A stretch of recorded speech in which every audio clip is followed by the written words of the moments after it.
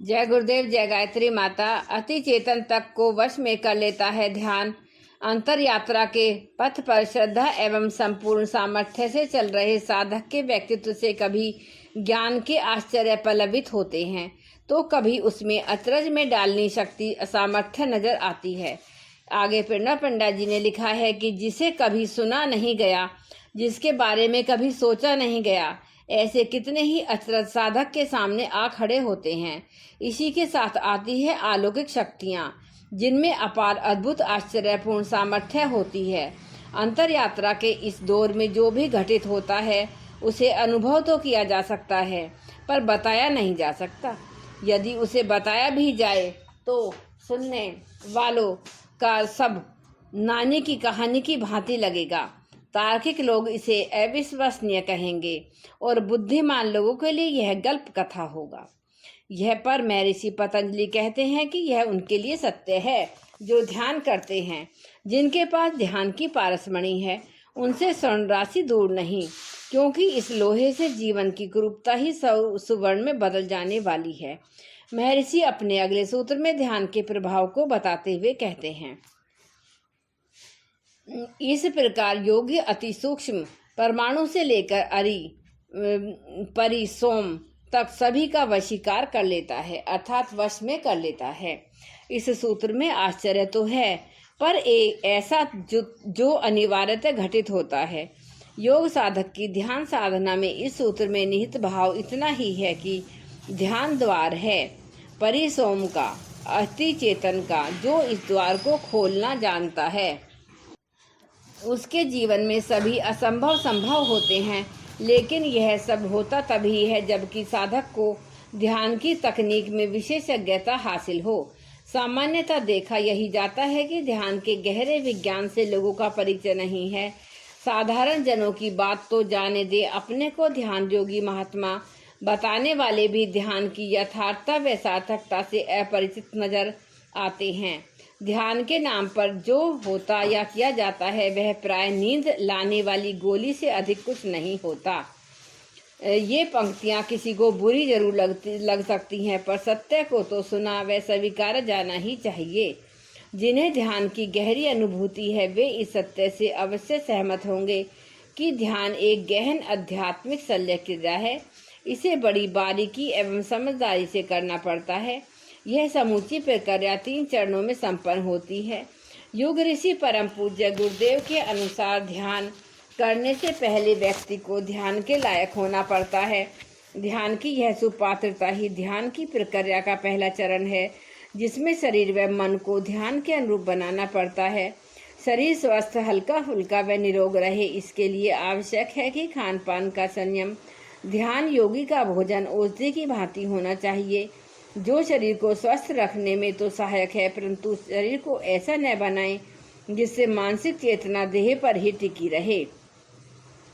शरीर की स्थिति ऐसी हो जो मन की ऊर्ध्वगामी बनाने में सहायक हो।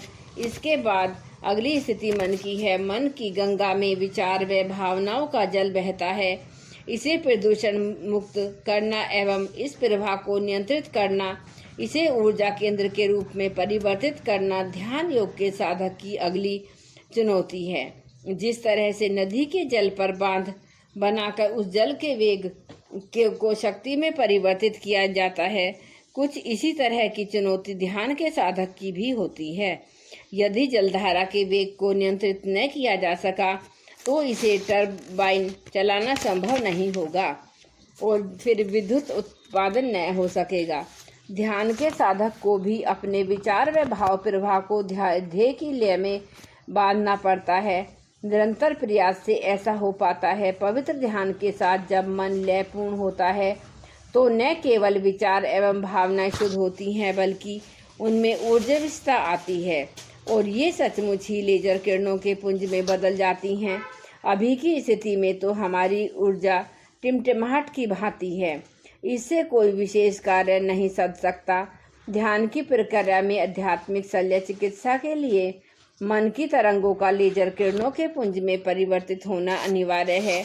यही वह उपकरण है जिसके प्रकाश में अचेतन की गहराइयों में उतरना संभव हो जाता है। इसी के द्वारा अचेतन के संस्कारों की शल्य क्रिया बन पड़ती है। यह प्रक्रिया जटिल है, कठिन है, दुरह है, दुष्कर है, यह श्रम साध्य भी है और समय साध्य भी। चेतन मन की तरंगों से जो लेजर किरणों का पुंज तैयार होता है, उसी से अचेतन के संस्कारों को देखना एवं इन्हें हटाना बन पड़ता है। ये संस्कार परत दर परत होते हैं। इनकी परतों में भारी विविधताएं होती हैं जो कालक्रम से प्रकट होती हैं। यह विविधता परस्पर विरोधाभासी भी हो सकती है। उदाहरण के लिए एक परत में साधना के संस्कार हो सकते हैं तो दूसरी में वासना के। एक परत में साधुता के संस्कार हो सकते हैं तो दूसरी में शैतानियत के। इस सत्य को ठीक तरह से जानने के लिए ध्यान के गहरे अनुभव से गुजरना निहायत जरूरी है। सामान्य जीवन के उदाहरण में समझना हो तो यही कहेंगे कि जिस तरह बीज में वृक्ष का समूचा अस्तित्व छिपा होता है, उसी तरह से अचेतन की परतों में मनुष्य का संपूर्ण व्यक्तित्व समाया होता है।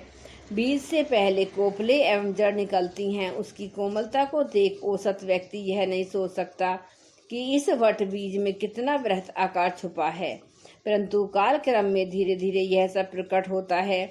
जेनेटिक्स को जानने वाला कुशल वैज्ञानिक अपने कतिपय प्रक्रियाओं में इसमें कुछ अपरिवर्तन भी कर सकता है। ठीक यही बात ध्यान के बारे में है। इस प्रयोग में ध्यान विज्ञान अचेतन के संस्कारों का आवश्यक परिष्कार, परिमार्जन, यहाँ तक कि रूपांतरण तक करने में समर्थ होते हैं। इतना ही अचेतन के अंधेरों से निकल अचेतन के प्रकाश में लोक में प्रवेश करते हैं। और जब आती है वह स्थिति जिसके लिए महर्षि पतंजलि कहते हैं कि योगी हो जाता है मालिक अति सूक्ष्म परमाणु से लेकर अपरिसोम तक का, क्योंकि अति चेतन के पास सारी शक्ति होती है। वह होती है सर्वशक्तिमान, वह होता है सर्वत्र, वह होता है सर्वव्यापी। अति चेतन के पास वह हर एक शक्ति होती है जो संभव होती है। यह वह स्तर है जहाँ सारे असंभव संभव बनते हैं। जय गुरुदेव, जय गायत्री।